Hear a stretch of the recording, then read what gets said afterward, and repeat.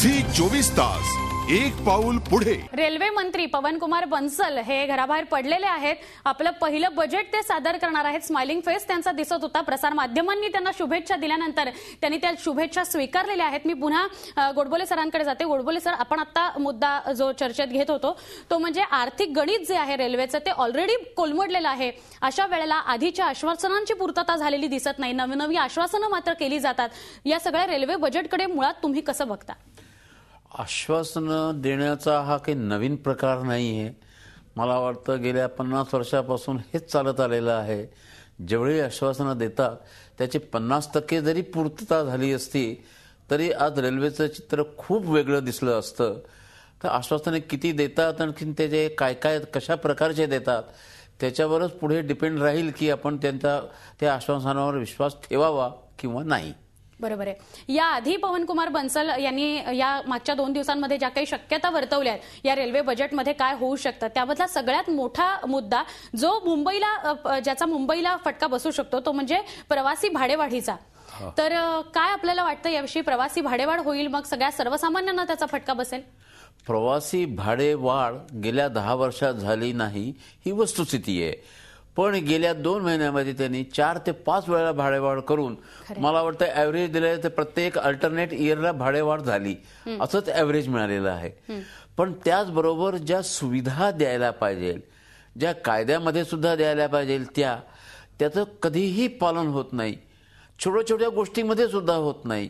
प्लॅटफॉर्मची height उंच हवी, कोणी करत नाहीये। नंतर तुमच्या गाडीतून पडणाऱ्यांची व्यवस्था कोणी करत नाही।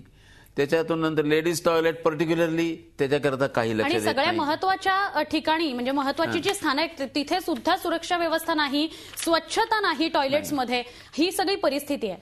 ही तर इतकी वाईट परिस्थिती आहे की बऱ्याच वेळा एका मंत्र्यांनीच भारताने म्हटलं होतं की आपले रेल्वेचे प्लॅटफॉर्म हे जगातले सगळ्यात मोठे टॉयलेट्स आहेत, हे शब्द आहे त्यांचे। दुर्दैवी प्रतिक्रिया आहे तर ही। आम्हाला सांगाल मुळात अशा घडामोडी का घडत आहेत? भाडेवाढ होते आहे, प्रवाशांना कदाचित ती मान्य पण असेल, पण त्या प्रमाणात सुविधा आपण म्हणतो त्या होताना दिसत नाहीयेत। सुविधा जर दिल्यानं तर असं मला वाटतं की बहुतेक प्रवासी लोक त्याला सहन करतील ती भाडेवाढ। पण ते दोन्हीचा रेशो एका ठिकाणी कधीच नसतो। बरं, देतात म्हणाले, त्यांना सांगायला गेलं हे आमच्याकडे हे पैसे नाहीये, अमकं नाहीये, तमकं नाहीये, असं सांगून नसतं मग तुम्ही भाडेवाढ करता। मग ते कशा करता साध्या ज्या रेल्वे ऍक्टमध्ये ज्या सुविधा द्यायच्या आहे त्या सुद्धा जर तुम्ही देऊ शकत नाही तर कशाला भाडेवाढ करणार?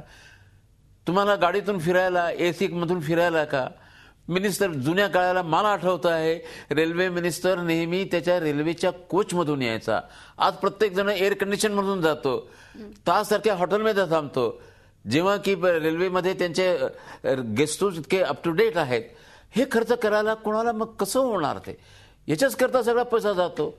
मुंबई करता तुम्ही म्हणाल ती कधीही ते दाखवत नाही की मुंबईला किती सुविधा करता देणार आहे, ते वर्षाचं करतात। गेल्या वर्षी 1101 कोटी त्यांनी केले होते। 1001 कोटी पण कुठे मुंबईला किती होते, त्या 1000 कोटीचं कधी, हे प्रत्येक वर्षी कधीच त्याचा हिशोब देत नाही। तर हे जर दिलं तर काही शक्यता होऊ शकते। खरे, भाडेवाढीचा मुद्दा चर्चेत होता म्हणून सगळ्यात पहिला मी प्रश्न आपल्याला तो विचारला। आर्थिक राजधानी आहे मुंबई, अनेक ठिकाणाहून लोक येत असतात, इथे स्थायिक होतात, रोज आहे। एक तर गाड्यांची सुविधा आम्हाला मिळावी आणि दुसरं स्वच्छता, पर्टिक्युलरली टॉयलेट्स आणि युरिनल्स हे हवे।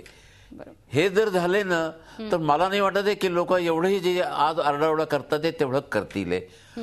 पण त्या 2च गोष्टीचा वानवा सोडून बाकी सगळ्या ठिकाणी ते अमकं करा, तमकं करा, तमकं करा, तर काय उपयोग आहे? लोकांना तर प्रवास गाड्या हव्या, गर्दी मरणासारखी गर्दी। जनावरांना सुद्धा तुम्ही त्या वॅगनमध्ये भरायला रेस्ट्रिक्शन लावताय, माणसाला कधीच लावत नाही। आणि आज एक आणखीन मला पाहण्यात आलं की रेल्वेमध्ये एक कायद्याप्रमाणे रेल्वेमध्ये माणसांना किती बसायची जागा आहे प्रत्येक कंपार्टमेंटमध्ये, आज त्याच्यामध्ये 50 दाखवली गेली फर्स्ट क्लासमध्ये।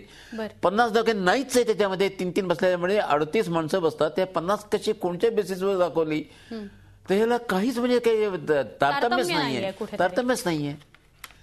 तर हे जरी 2 वस्तू त्यांनी केल्या आता जेव्हा मुंबईचं सरकार मुंबईहूनच त्यांनी जे ट्रॅफिक करतात सुरुवात करतात गाड्या, आम्ही त्यांना किती वर्षापासून म्हणतोय की तुम्ही मधल्या स्टेशनपासून काही करा, पण ते करायला तयार नाहीये.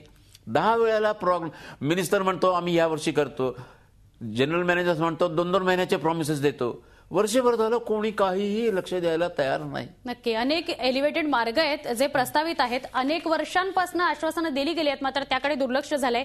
MUTP 1 जो आहे प्रकल्प तो होणं अपेक्षित होतं 5 वर्षांपूर्वीच, तो झालेला नाही. MUTP 2 तो सुद्धा 2012 पर्यंत होणं अपेक्षित होतं, तो झालेला नाही. MUTP 3 आता प्रस्तावित आहे. चाललंय काय हा प्रश्न पडतो. झी 24 तास एक पाऊल पुढे.